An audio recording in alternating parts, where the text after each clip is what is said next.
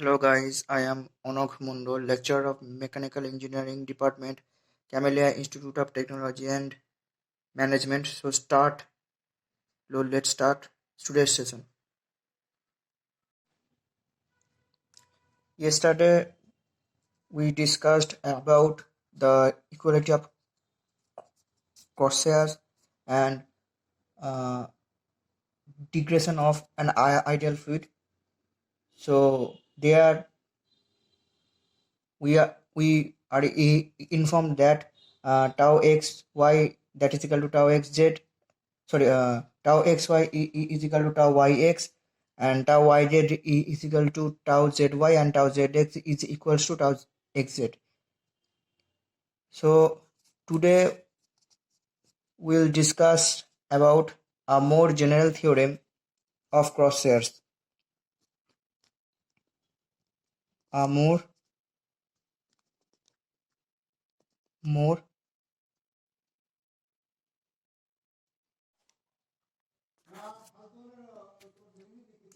a more general theorem a more general theorem of crosshairs.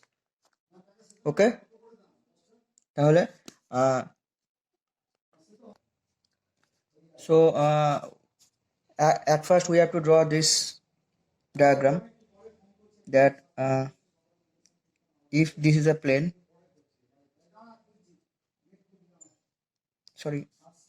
this is stress vector t in dash, this in dash, normal drawn from the surface is n dash, and this is the stress vector t n dash, and this is the stress vector projection t n dashed into n, dot n. This is normal to drawn n, and this is tn, suppose, and this is tn into n dashed. So this general theorem states that if n and n dash define two planes with corresponding stress vector with corresponding if that if n and n dash define two planes with corresponding stress vector tn and tn dash, then the projection of tn along n dash and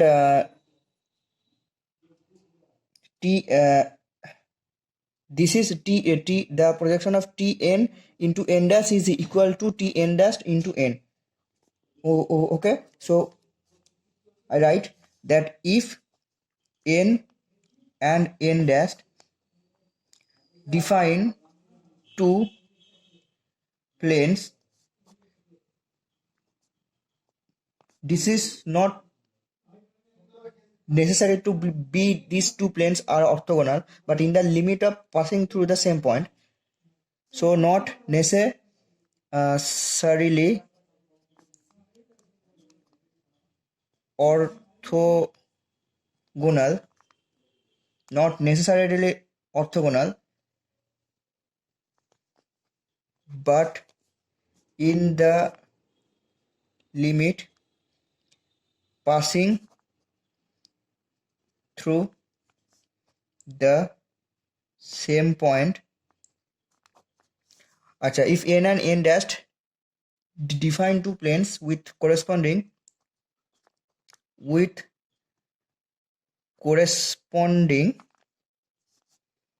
stress vectors tn and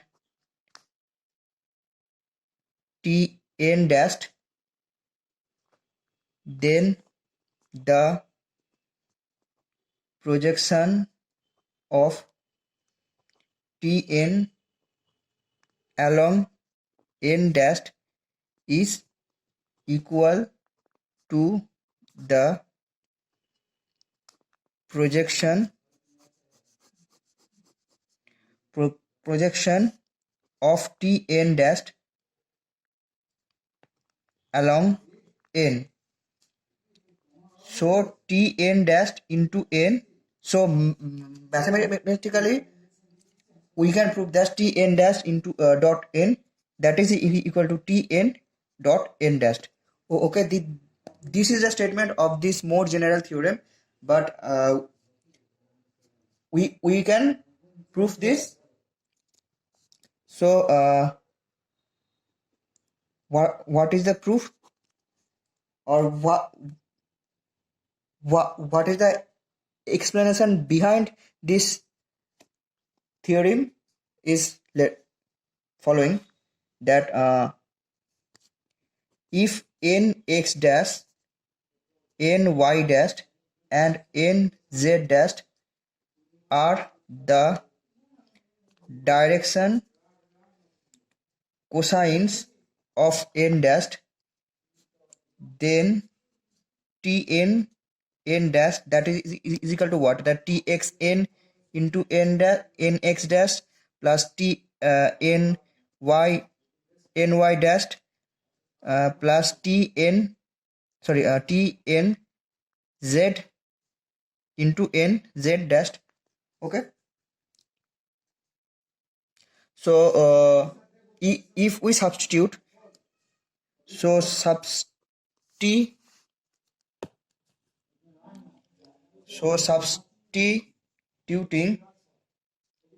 for Txn, substituting the value of Txn, Tyn,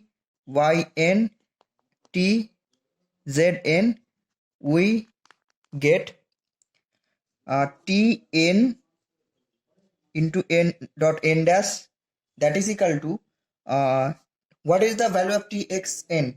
That is sigma x nx and dot nx dash plus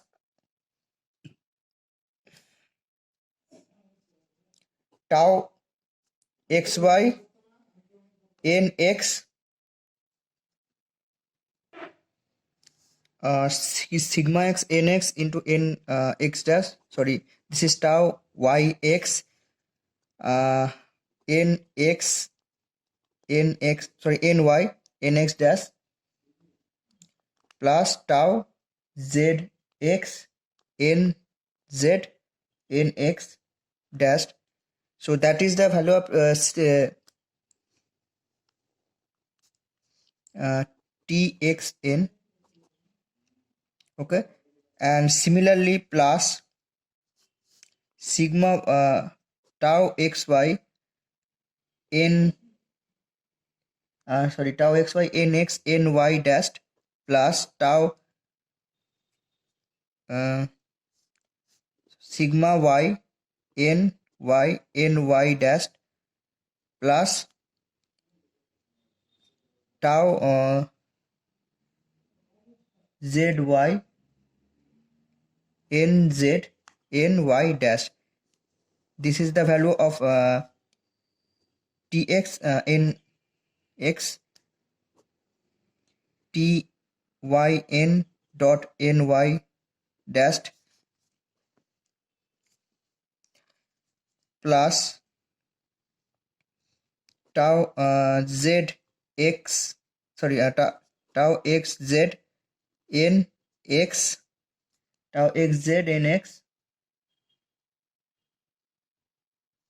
nz dash plus tau yz ny nz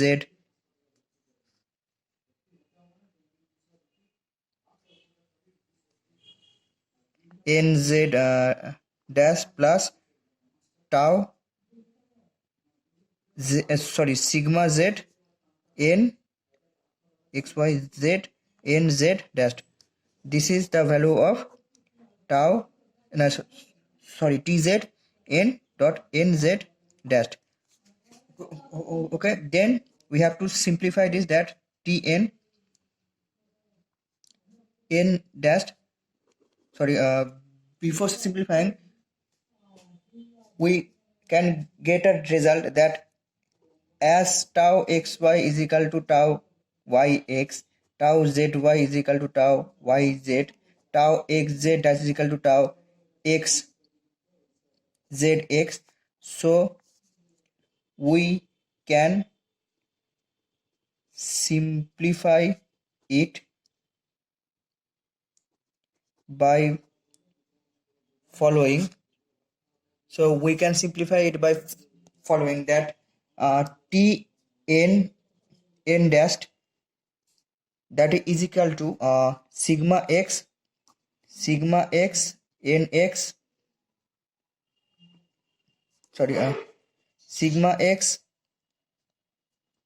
nx dash plus tau tau xy sigma y ny dash plus sigma z nz dash plus 2 tau xy, so tau xy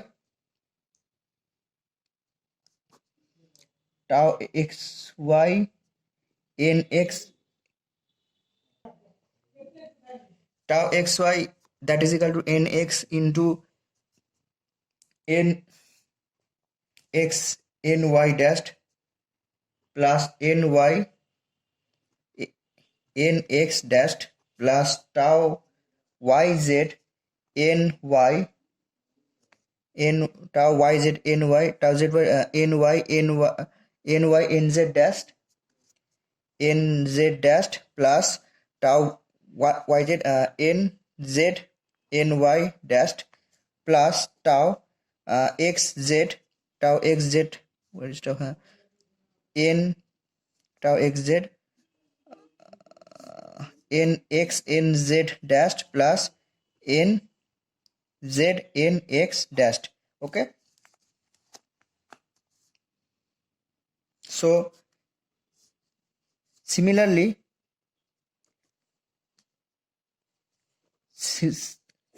we can write Tn dash into n as it is tx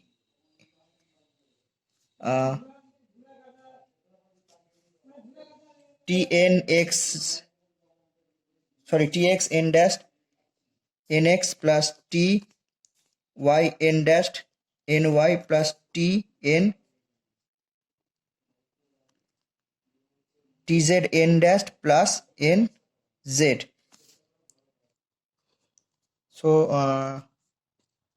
if we substitute the value of tx n dash tn tx n dash ty n dash and tz n dash, so we can get that this value, that is 1 minute, we can get this value that t n dash n, that is equal to what is the value of tx n dash, that is sigma x nx dash into nx, okay, plus tau yx ny dash dot nx plus tau zx nz dash dot nx. This is the value of what? Tx n dash into nx plus tau xy nx tau xy nx dash into ny plus sigma y ny dash dot ny plus tau zy nz dash ny. This is the value of tx ty n dash into ny plus tau xz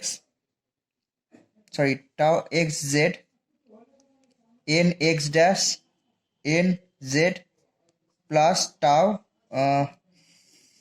y z n y dash into n z plus sigma z n z dash n z. So similarly as before, we can see that t n dash into n, that is equal to that sigma x n dash plus nx n x dash plus sigma y n y dash plus sigma z n z dash. So this is equal, so this is equal to the previous value, that is sigma x, this value, sorry, this value. Okay, so if we apply the equality of Cross-Search theorem, so as per the equality of Cross-Search theorem, as usual, tau xy is equal to tau yx, tau zy is equal to tau yz, and tau xz that is equal to tau zx. So we can write that this is plus tau xy tau xy is equal to tau yx, where tau xy that is equal to tau yx. So equating this tau to tau, we get that ny dash nx plus nx into ny nx dash into ny, similar as before. We can see that this value, that tau xy into n into the bracket ny dash into nx plus nx ny dash, sorry, nx dash ny, this value is equal to this previous value. So similarly we can also write plus tau x tau yz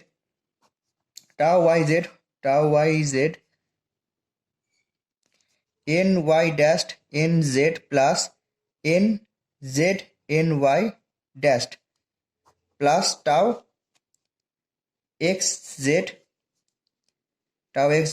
nx dash nz plus nz dash nx. So we can see that this value and these values are same. So this is the equation 1 and this is equation 2. So equating 1 and 2, we get Tn n dash, that is equal to Tn dash dot n. So hence prove this theorem. Okay, hence we prove this theorem. Tn dot n dash, that is equal to Tn dash dot n. So an interesting note that if so there is an interesting topic that a shear stress cannot cross a free boundary.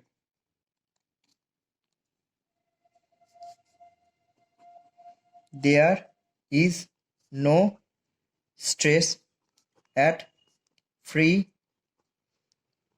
boundary. How can I prove that? Consider a beam.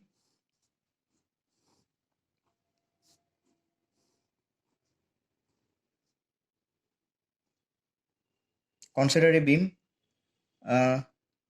Let the point A on the free surface, and this is the y-axis, this is the x-axis, and this is the z-axis. So consider a beam. Consider a beam of rectangular cross section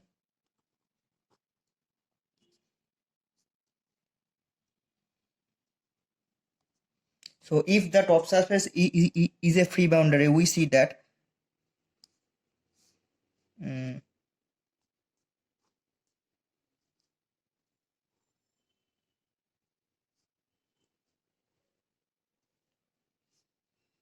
this is point A, tau xy, tau yx.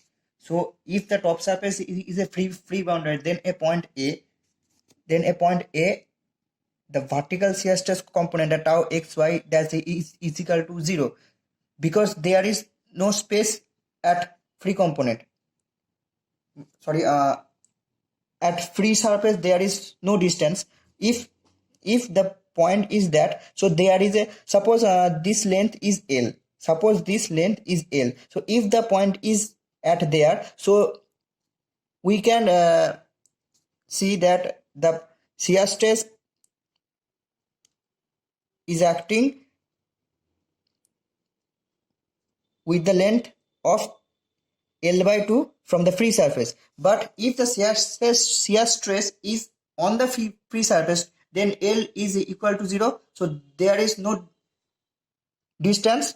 So at top surface, that is a free, if this is a free boundary, so vertical shear stress component tau xy is equal to 0. So if tau xy were not 0, it would be called for a complementary shear stress tau yx on the top surface. But as the top surface is an unloaded or a free surface, tau yx is 0, hence tau xy is also 0. So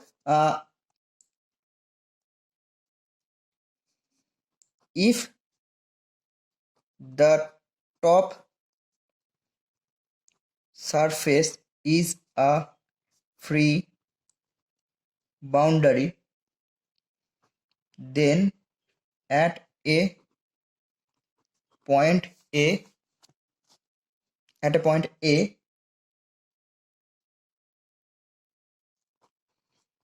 the vertical shear stress component tau xy that's equal to 0, because if tau xy is not 0, it would call for a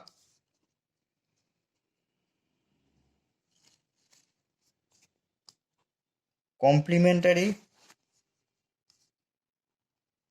shear stress tau yx on the top surface. But as the top surface is an unloaded or free surface, and also there is no distance between the free surface,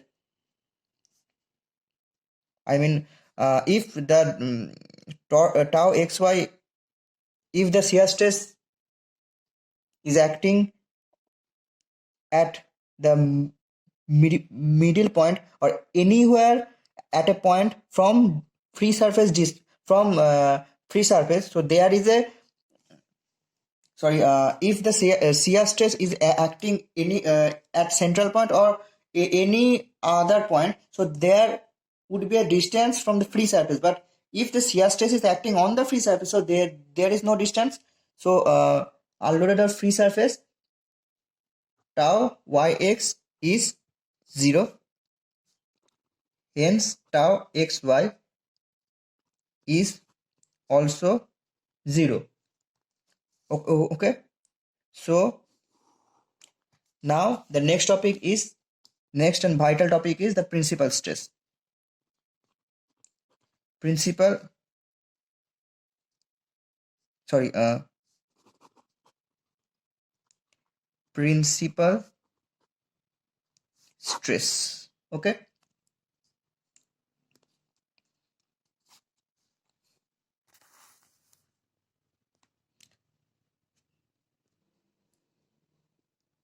So we have seen that the normal and shear stress component can be determined on any plane with normal n using Cauchy's formula.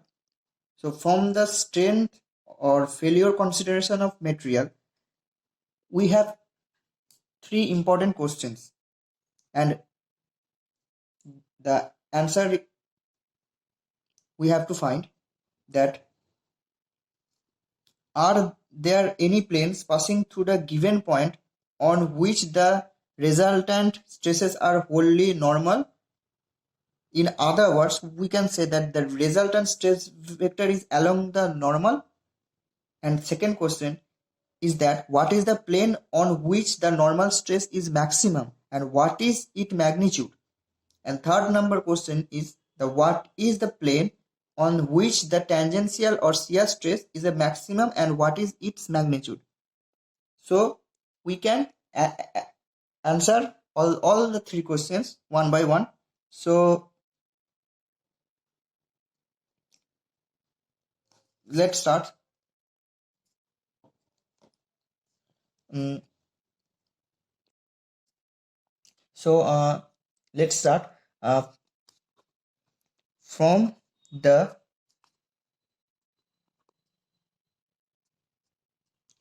strength of strength or failure consideration of materials. Answer to the following questions are very important. So what is the question? That A is, are there any planes passing through the given point on which the resultant stresses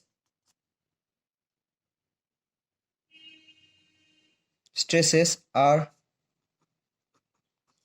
wholly normal? In other words,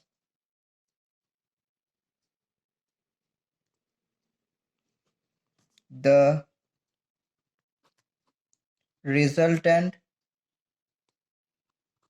stress vector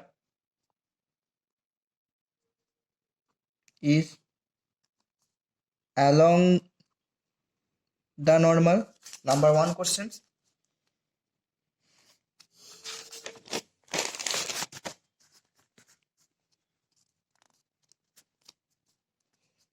Number two questions is that what is the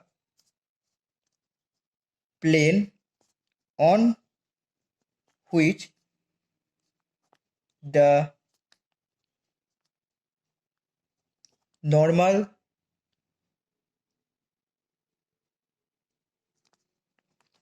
stress is maximum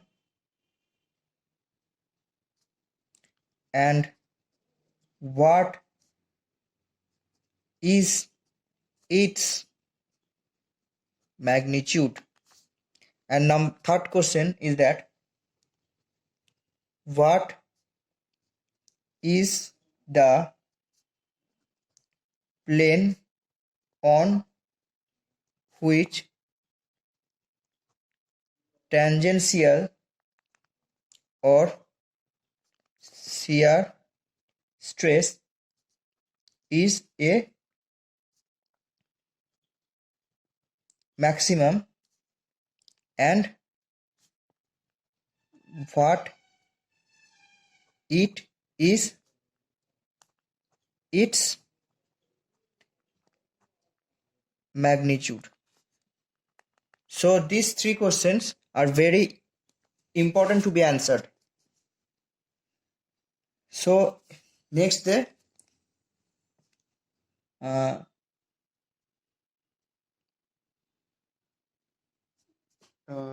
so what to say that next day we'll answer all the three questions one by one by explaining the theory of principal stresses. So what is the today's topic? See, a more general theorem.